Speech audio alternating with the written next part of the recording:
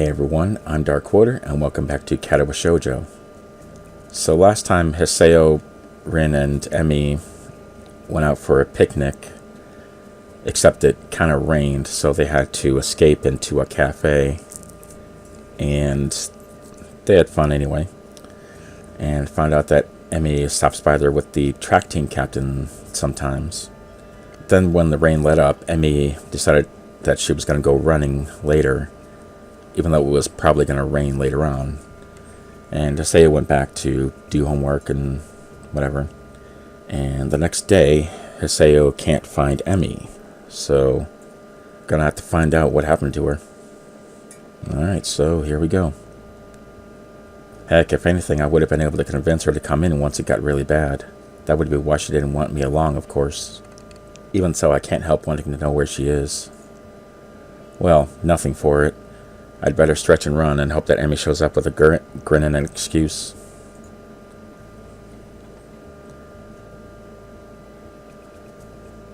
On my cooldown lap, I'm forced to admit that Emi isn't showing up. Furthermore, I have no idea where she is. Anxiety gnaws at me while at the same time I wonder just why I'm so worried over her. Probably because she keeps such a strict schedule of running a couple times a day, and the one time she doesn't show up, that means there's a problem. The run helps to take my mind off it for a little while, but now that I'm finished, I'm back to worrying. It was weird not having her here. Downright unnerving. It suddenly dawns on me that I've been running to hang out with Emi as much as I've been running to stay healthy. Probably more to be with Emi, now that I think of it. It's one of those things that are completely obvious, yet somehow I never realized it. She really is someone I enjoy being with. As revelations go, it's hardly world-shaking. All the same, I found myself feeling slightly shocked. When did this happen? Well, not time to think about this, though I want to ponder how this new development. I have a greater desire to find out what's happened to Emi. I'll ask the nurse when I stop in to see him. That would probably be a good idea. Well, you seem to be in good shape, Hisao. That's good to hear. I replace my shirt and stand to leave as usual. Except instead of leaving, I ask a question. Hi, where's Emi? She didn't show up this morning. Is she okay? While I try valiantly to conceal the anxiety in my voice, the nurse's expression suggests that I've failed miserably. You mean she didn't tell you? She's sick in bed. What? Sick? The nurse shrugs. Yeah, she came to my office early this morning with a fever. To be honest, I'm surprised she made it here. She was burning up when she arrived. I believe she'd planned to let you know, but she asked me to tell you.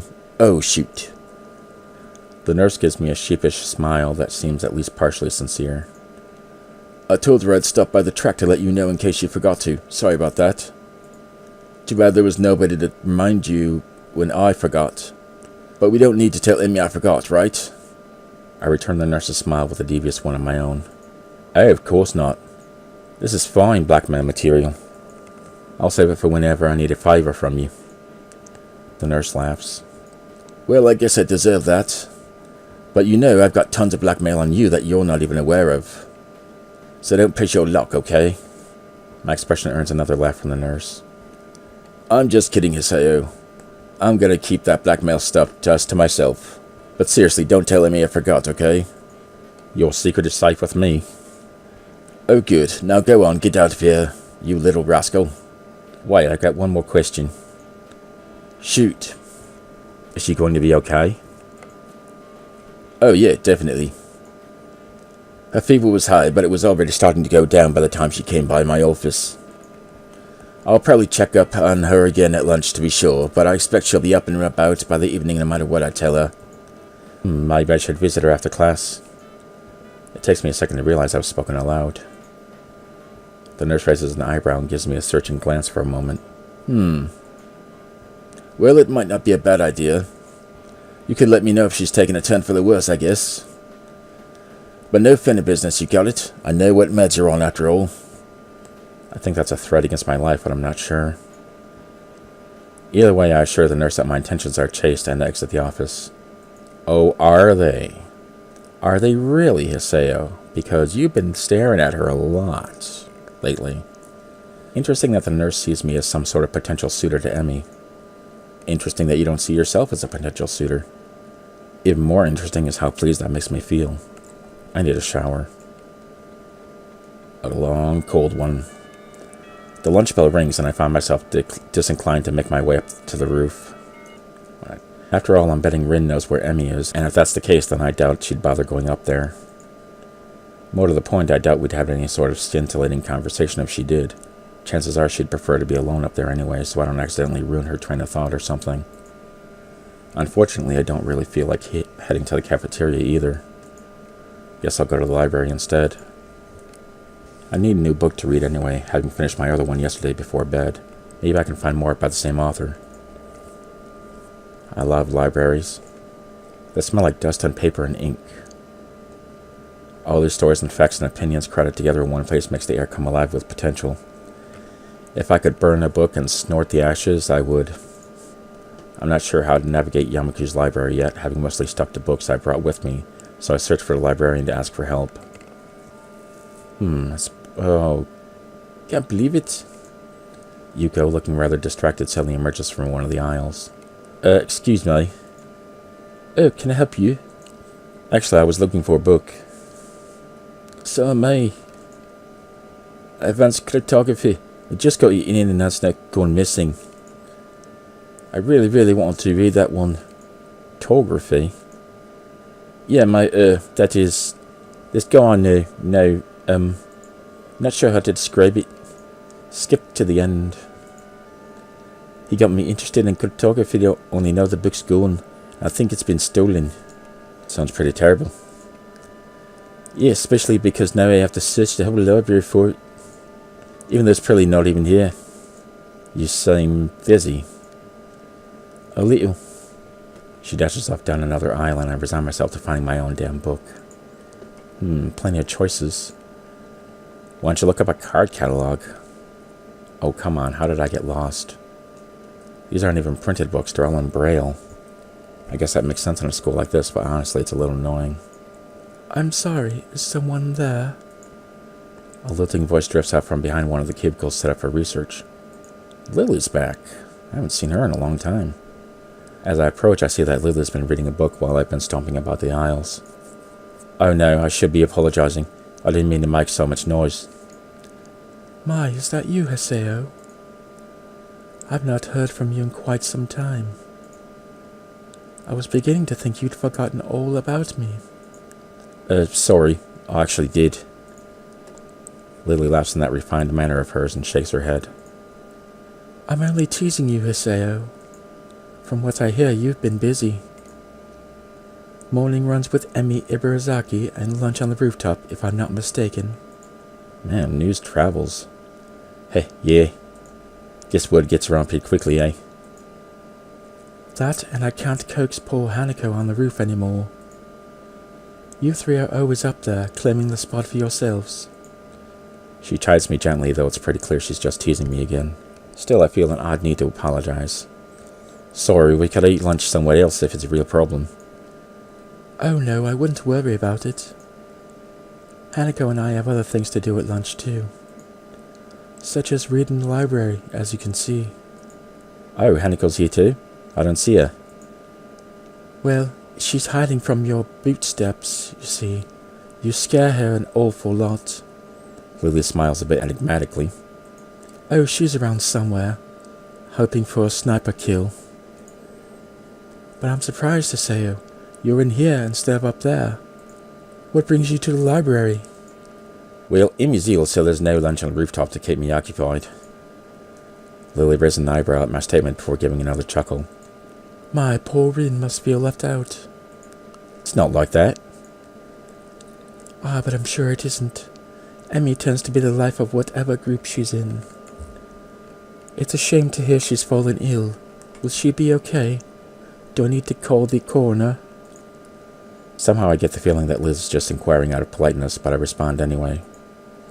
The nurse thinks so. I'm going to swing by and see how she's doing at the school myself. Another raised eyebrow. My, what a noble gentleman you are, Hisao. I wish you would check up on me as well. It's nothing really, just checking up on my friend after all. Ah, so it's just friends, is it? How disappointing. I blush, glad that Lily can't see it. But somehow she knows that I've been flustered by her comment anyway and laughs. I'm sorry, Hisao. I'm teasing you again. Please do tell Emmy that I hope she feels better, won't you? I glance at my watch, reveals that I'm very nearly out of time to find my book. Of course. I've got to find a book before lunch is over, so I'd better get moving. See you later. That was probably not the best phrase to use. Lily, however, takes my gaffe in stride. Until we meet again, Hisao. I never do find the book I was looking for.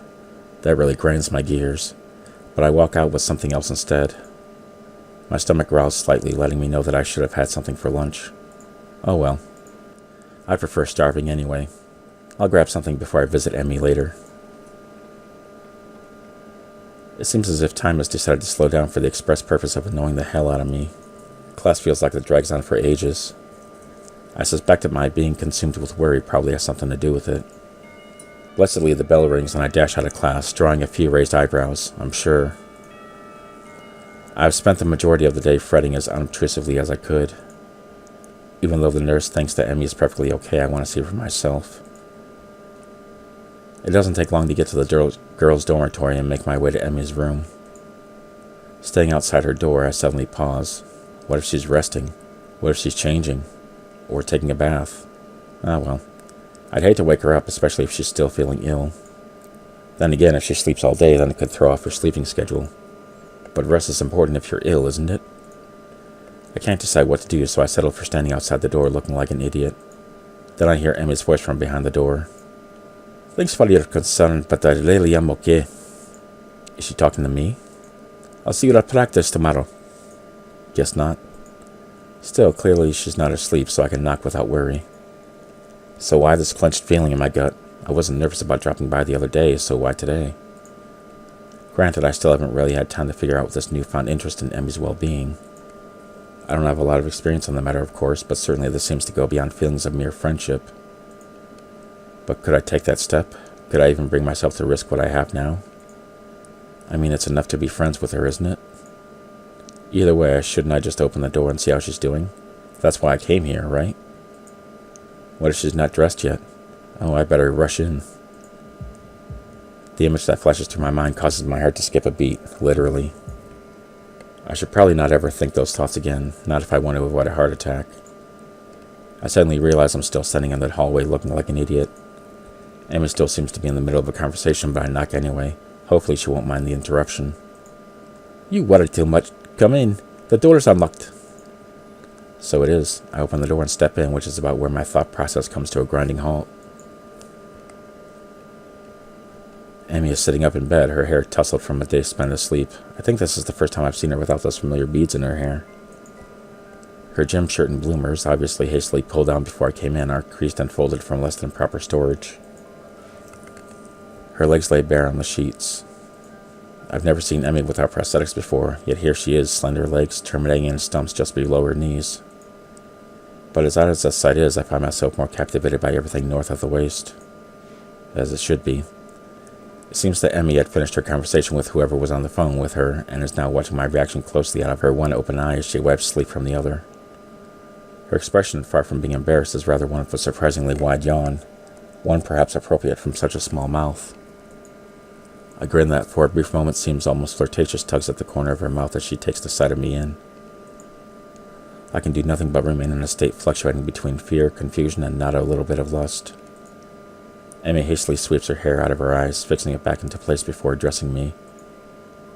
You seem a bit caught off guard, Hisao. A wave of laughter erupts from her, and I find myself grinning and rubbing the back of my head ruefully. Sorry, I've just never seen someone so disheveled look so attractive. Never seen you without your legs on. Never seen you look so... sorry. Emmy giggles again and moves to sit up a little straighter. I've caught up in the movements of her shirt, very nearly losing myself. I was wondering what her reaction would be. The nurse called and told me you were going to drop by, you see. And I know you haven't seen me, well, you know. Without legs. I respond in a tone of casual surprise. Oh, you don't have them on? I didn't notice. This is almost the truth. I very nearly didn't.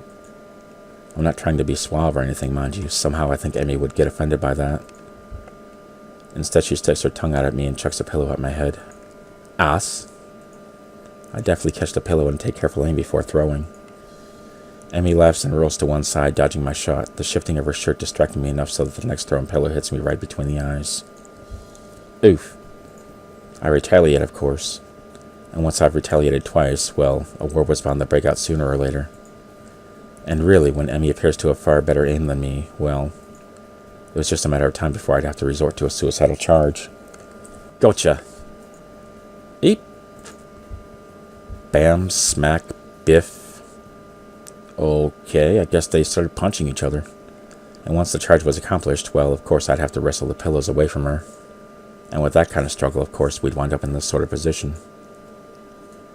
Of course. As everyone does. And so I find myself staring down at her from my position atop her. She's grinning, eyes sparkling with amusement, maybe a little sweaty now from our tussle. Her chest is heaving up and down, sucking in air. A small bit of my brain that is not currently enraptured by the sight and the smell of her observes that she must still be ill, because her stamina is not what it should be. We stay that way for a while. Not sure how long, because everything seems to go fuzzy, everything that isn't her, anyway. Her eyes meet mine, and deep inside them I almost catch a glimpse of, what, fear? Longing? Surprise? Murderous rage? Hope? Emmy. A cough suddenly convulses her, and I'm almost stumbling in my haste to get off to apologize for everything. Sorry, I shouldn't have. It's fine, it's fine. She gives me a reassuring pat on the shoulder. So what brings you here? She's still breathing hard, and that causes her voice to shake slightly. Well, before I was so rudely assaulted by pillows, I came to see how you were doing. Wham. Good band. This earns me another shove, and I very nearly fall off her bed. Emmy's eyes sparkle again, and I wonder how I never noticed how attractive they are before.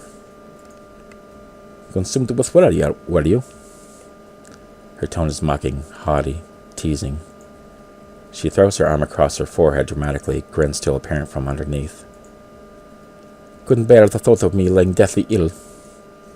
As we both recover from our brief wrestling match, Emmy appears to fall back on teasing me. Well, I wouldn't say consumed with worry, but after you didn't show up this morning like a total wuss.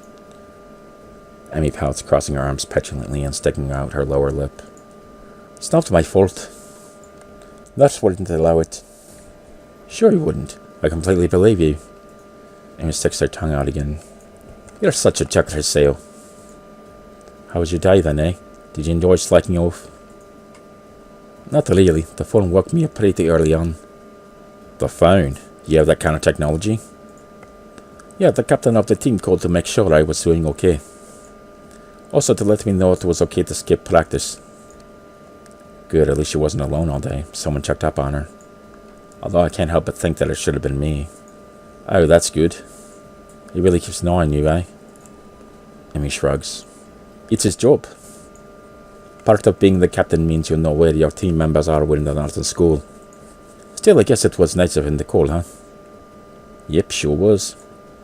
Emmy yawns and shimmies down into a more comfortable position. So how was your day? Kind of uneventful, you know. I went ahead and ran by myself and talked with the nurse about how you were doing. I meander through the day's events, none of which are particularly engrossing. That's when I'm distracted by an arm finding its way across my waist. It seems that Emmy fell asleep while I was talking, so I drag her blanket to cover us. She's rolled over onto her side, and now one leg is thrown over my legs, effectively trapping me. Hi. It seems a shame to wake her, but I have things to do. More important things than lying in a bed with a cute girl. That's for sure. I gently shake her, but in response she only tightens her arm's grip on me and sighs a little. My resistance to this position crumbles rather quickly. The feeling of her body breathing steadily is both calming and incredibly stimulating at the same time. My breathing cannot decide if it wants to relax or speed up. Relaxation wins, and I find myself putting an arm around Emmy. Oh, I think my love. The words slip out and hang in the air unnoticed. At least I hope they've gone unnoticed. We wouldn't want her to find that out. Emmy whimpers weakly through her dream, and her grip suddenly tightens again. For the first time since I've known her, I see tears running down Emmy's face. Feels like my heart is about to break. I instinctively tighten my own grip and stroke her hair in what I hope is a soothing manner. Words of comfort, meaningless in this situation, spring to mind. Maybe I should wake her. Are you supposed to wake people having nightmares? I can't for the life of me remember. The decision is taken from me as Emmy suddenly jerks awake with a cry. Dad!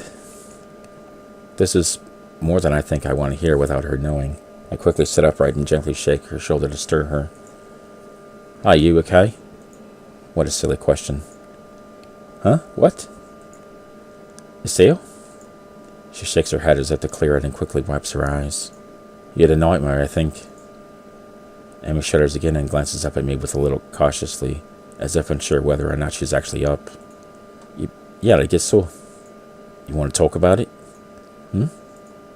A speedy internal debate seems to be going on in her head, which resolves itself with a shrug. Nah, I don't really remember much of it. I'm pretty sure she's lying to me, but somehow I don't think I should press the issue. Emmy shudders again and turns toward me, looking a little sheepish. Sorry for falling asleep on you like that. You were just so boring, I couldn't help it. I keep my voice as soothing as I can. Aye, don't worry about it. You've been ill. Yeah, I guess the cold medicines just make me a little drowsy. I guess so. Emmy does not strike me as the sort of person who'd fall asleep at the drop of a hat, even though she did. Rin, maybe, but Emmy is far too energetic. Emmy gives a half smile at my response, and then just like that, she's back to her old self. Well, prepare yourself for tomorrow morning, Hisao.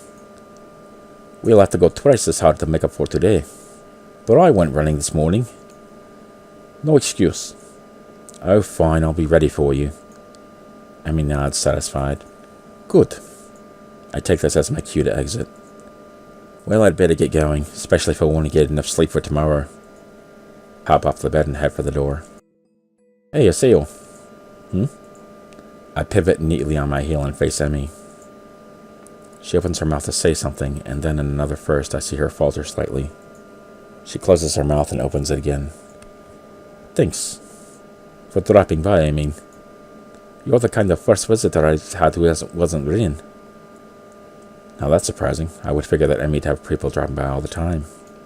She's certainly popular enough, or so I thought, always talking to people in the hallways. Emmy hesitates again. And thanks for staying around after I went unconscious because you were so boring. A look of pain flits across her face. You know. It helped. She brightens back up and waves cheerily at me. See you tomorrow. Yeah, see you later. I'm just about to exit the door when something makes me turn around again. Hey, Emmy. Anytime you need to talk, let me know, okay? Emmy seems taken aback by this offer. Her grin gets even wider. Sure thing, Hisao. See you in the morning. I exit Emmy's room with my head in a whirl. Should I have even left? Was she really okay? Should I have stayed to sleep with her? Who knows? I want to turn around and march back down the hallway, open the door, and tell her. Tell her I love her. Tell her I think she's beautiful. Tell her that I'll be there when she needs me. I want to stay with her, to hold her close as she falls back to sleep. How many nights has she woken up like that, only to find that nobody's there? I want to be that person she can be with when that happens.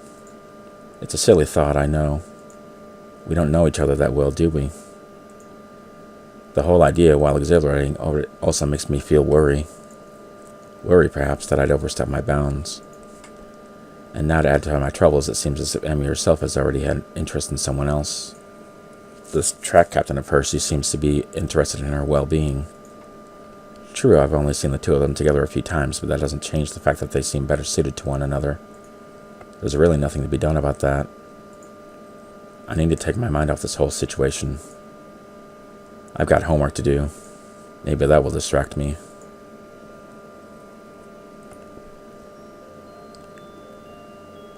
Katawa Shoujo, brought to you by Oscar Mayer Wieners.